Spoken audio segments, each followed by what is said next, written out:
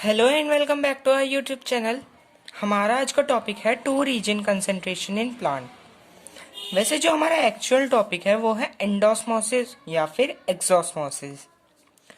पर अगर हमसे एमसीक्यू फॉर्म या फिर फिल इन द ब्लैंक्स में पूछा जाता है एक कंडीशन देकर कि बताओ एंडोस्मोसिस है या फिर एक्सोस्मोसिस, तो जो मेन कंसेप्ट वहां पे हमारा यूज होगा वो two region concentration in plant का ही होता है।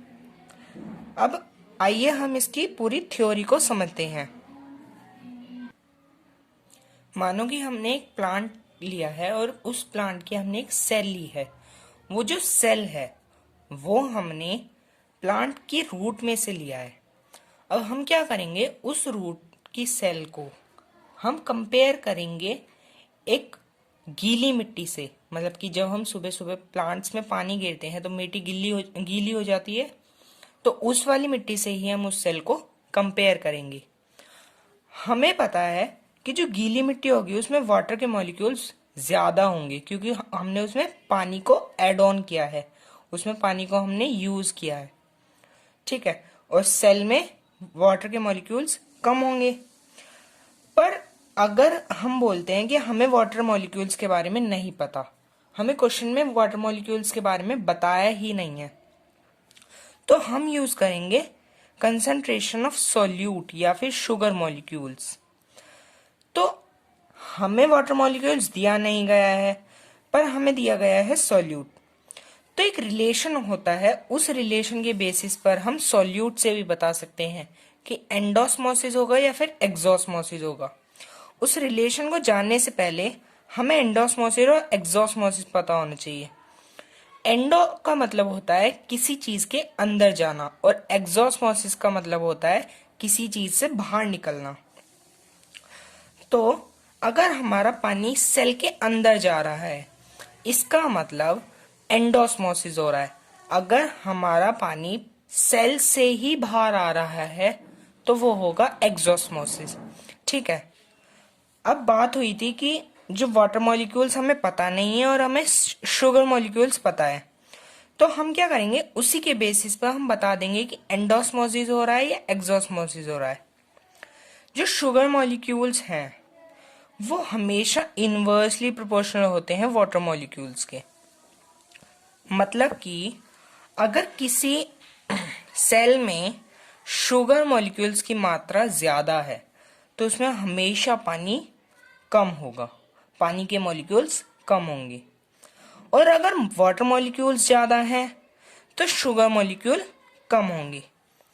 ठीक है, अगर शुगर मॉलिक्यूल ज्यादा हैं तो पानी कम, और अगर शुगर मॉलिक्यूल्स कम है तो पानी ज्यादा। इतना समझ में आया। अब हमें ये भी जानना है कि जो वाटर के मॉलिक्यूल्स होते हैं वो हमेशा higher concentration to lower concentration जाते हैं। अभी हम उसको प्रोसेस में भी समझेंगे। ठीक है, पर अभी हमें ये जानना है कि अगर कहीं पर पानी ज्यादा है और अगर पानी कहीं पर कम है तो हमेशा पानी ज्यादा से कम की तरफ जाएगा। ठीक है, अब हम एक एग्जाम्पल लेते हैं। मानो ये एक सेल है और यहाँ पर पानी है, यहाँ पर डायरेक्टली दे दिया कि यहाँ पर पानी है। हमें ये समझ में आ गया कि यहाँ पर पानी की जो मात्रा है वो ज्यादा है।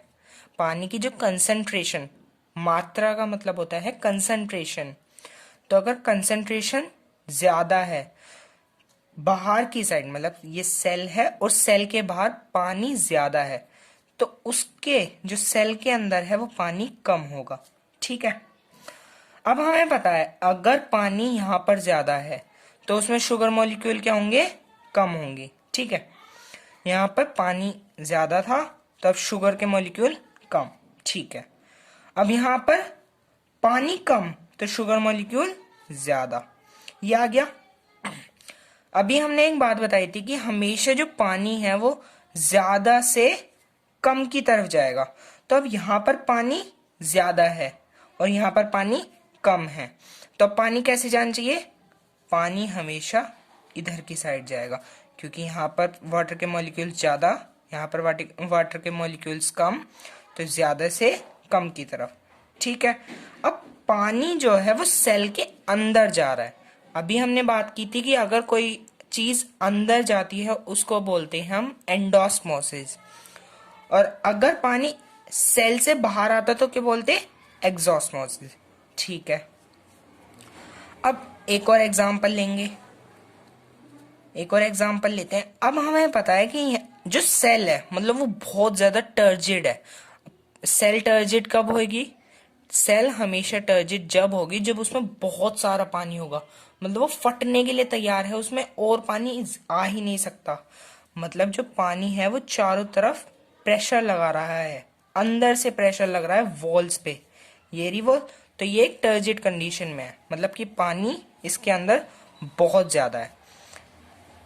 अब ये सेल है, सेल के अंदर वाटर मॉलिक्यूल्स H2O मॉलिक्यूल्स बहुत ज्यादा है। अब पानी यहां पर ज्यादा है तो दूसरी साइड क्या होगा? पानी कम। ठीक है, अब यहां पर पानी ज्यादा है तो यहां पर शुगर मॉलिक्यूल्स क्या होने चाहिए? कम। इतना समझ में आया? यहां पर शुगर मॉलिक्यूल्स कम होंगी। ठीक है, अब यहां पर पानी कम तो शुगर के मॉलिक्यूल्स ज्यादा। अब क्या होगा? यहां पर पानी ज्यादा से कम की तरफ जाएगा, तो यहां ज्यादा है यहां पर कम है, पानी ऐसे जाएगा। तो सेल से पानी बाहर जा रहा है, सेल से पानी बाहर जा रहा है, इसका मतलब बाहर जा रहा है तो एग्जॉस्मोसिस हो रहा है। यहां से पानी बाहर निकल रहा है, एग्जॉस्मोसिस हो रहा है। ठीक है, अब हम एक ट्रिकी सा लेते हैं, मतलब यहां पर अब हम वाटर की कंसंट्रेशन नहीं देंगे। यहां पर हमने एक सेल ली, हमने बता दिया कि जो यहां पर सेल के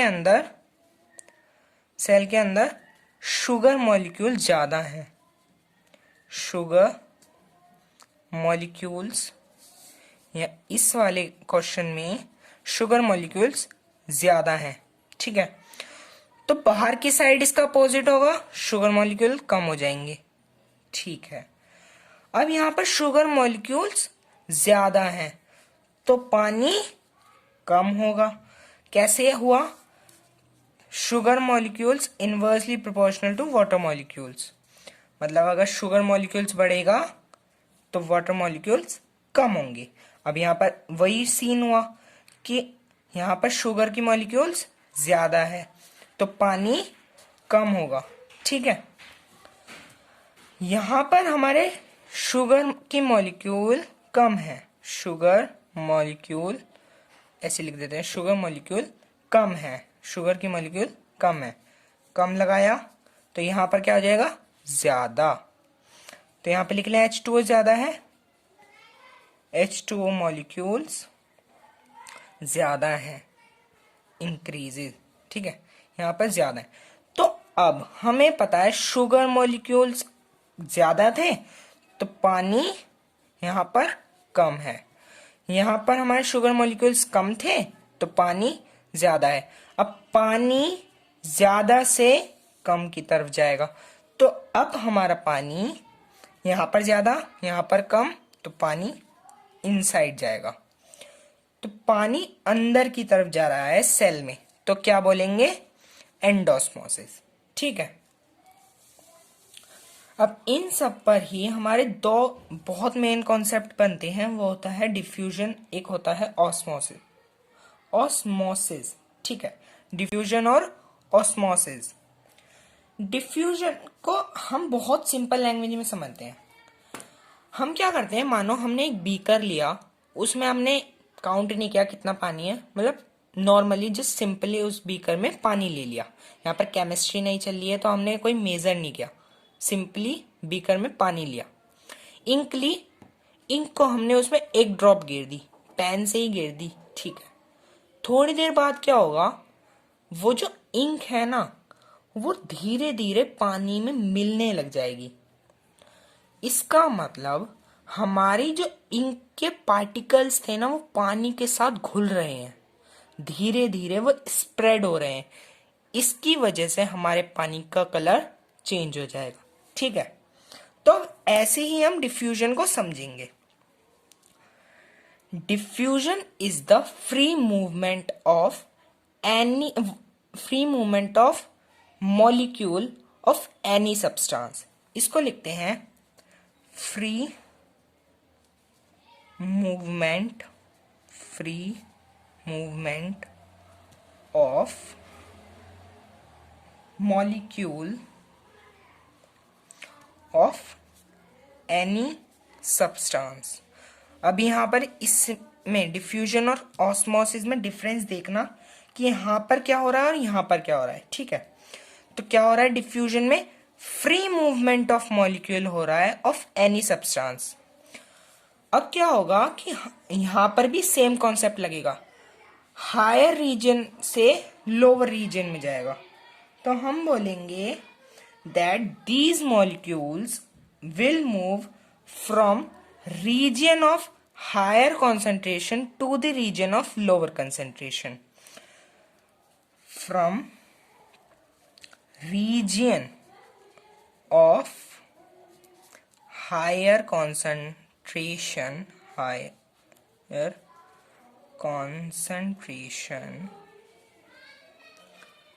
to the region of lower concentration. ठीक है, इतना समझ में आया। दोबारा से पढ़ते हैं फिर और अच्छा समझ में आएगा। वही वाला अभी एग्जांपल दिया था इंक वाला, उसी से समझते हैं।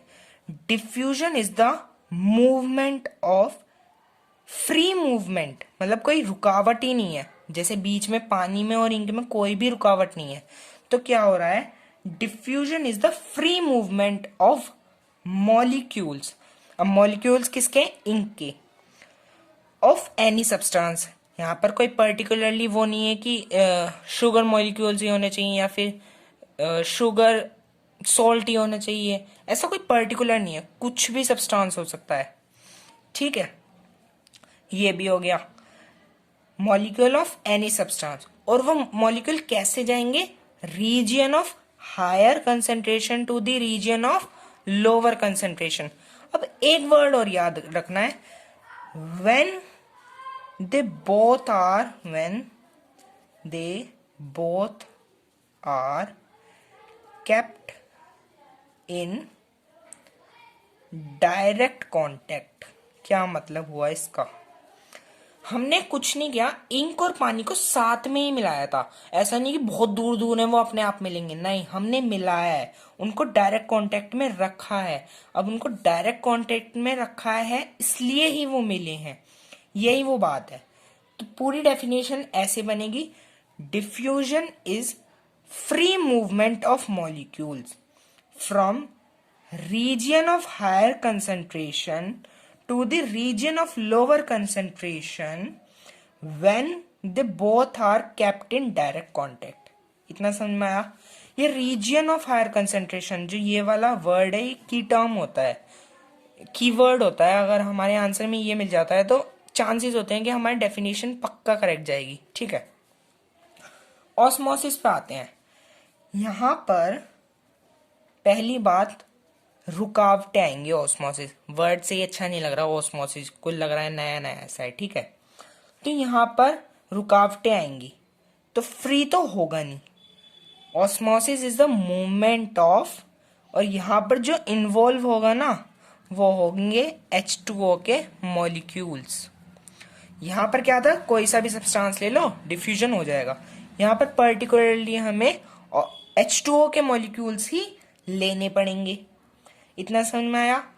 Osmosis is the movement of water molecules, line. ठीक है, osmosis is the movement, free नहीं आएगा, ये बात क्लियर है, क्योंकि रुकावटें आएंगी, नई नई चीजें हैं। ऑस्मोसिस अजीब अजीब से लग रहा है, ऐसे याद रख सकते हैं कि ऑस्मोसिस गंदा सा वर्ड लग रहा है, इसकी वजह से हम ये फ्री नहीं होगा। और कौन से मॉलिक्यूल इन्वॉल्व होंगे, वाटर के मॉलिक्यूल्स इन्वॉल्व होंगे। ठीक है, फिर कॉन्सेप्ट वही, from region of higher concentration to region of lower concentration.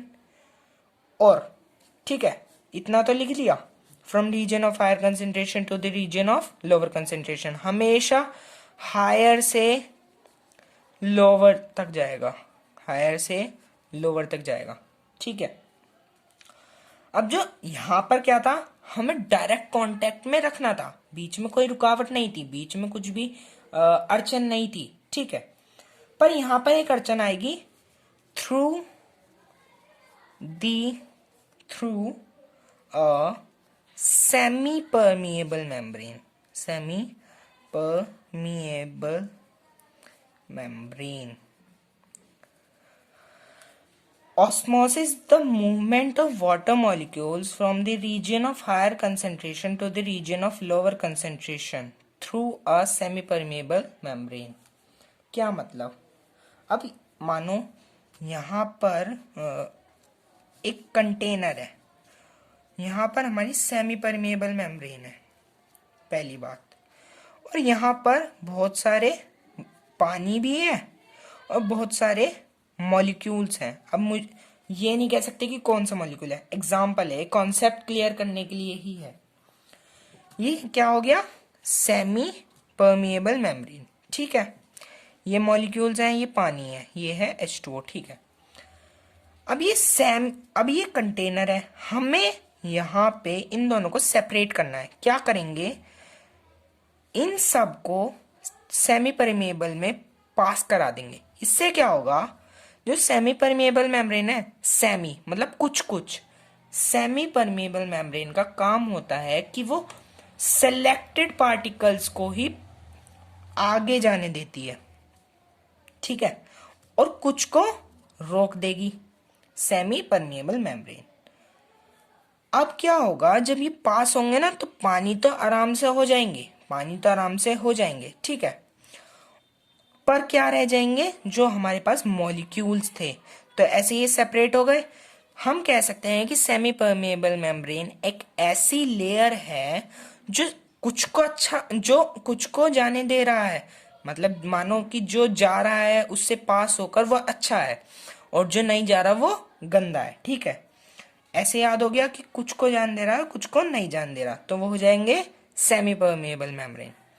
अब एक बहुत बढ़िया क्वेश्चन आता है कि हमारे जो प्लांट सेल है उसमें सेमी परमिएबल मेम्ब्रेन, जो हमारा प्लांट है उसमें सेमी परमिएबल मेम्ब्रेन कौन होता है, वो होता है सेल मेम्ब्रेन।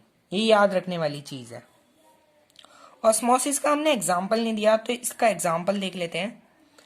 हमने देखा है कि हम जो मनखे होते हैं ना, उसको हम रात को भिगो देते हैं, और जब उसको सुबह उठकर देखते हैं तो वो फूल जाते हैं। क्या होता है कि जब हमने उसको रात में डाला तो पानी धीरे धीरे उसके अंदर आने लग गया। जो सेल हम कंसीडर कर रहे हैं मनखे को, जिसको हम इंग्लिश में रेजिन्स बोलते हैं। ठीक है, अब वो वाला एग्जाम्पल हो गया कि पानी उसके अंदर जा रहा है। अब यहाँ पर उसकी परत ने, जो आउटर लेयर होती है ना, जिसको हम छू सकते हैं, उसने पानी को अंदर आने दिया। अब सिर्फ पानी को अंदर आने दिया उसको, इसलिए हम बोलते हैं ऑस्मोसिस। ठीक है, एक बार और इसकी हम डेफिनेशन देखते हैं।